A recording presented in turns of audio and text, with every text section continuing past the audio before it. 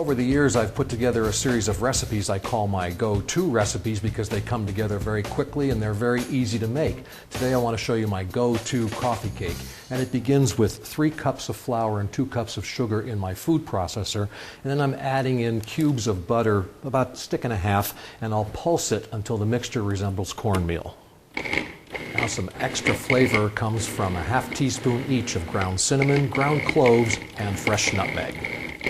I've got a pitcher of buttermilk here. It's actually 2 cups, and I'll add in a teaspoon of baking soda. That'll be the leavening agent.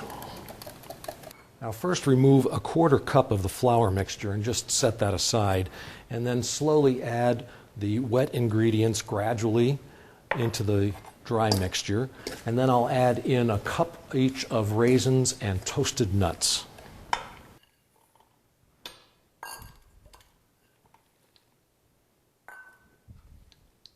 Now I've greased and floured a 9 by 13 glass baking dish, and then I'll pour my batter into it, spread it around evenly, and that 1/4 cup of flour mixture that we saved, I'm going to use that as a topping. It'll be a nice crumble topping.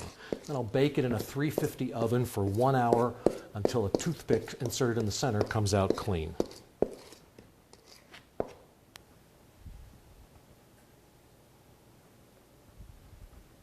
This is a great coffee cake for breakfast, brunch, actually any time. I've got a beautiful steaming cup of coffee here, and I can't wait to dig into this coffee cake. You can get the recipe by writing to me here at the station, or log on to the website and look for the Kitchen Guy link. I'm Chef Jim. Thanks for watching Kitchen Guy, the tastiest 2 minutes in television. I'll see you next time.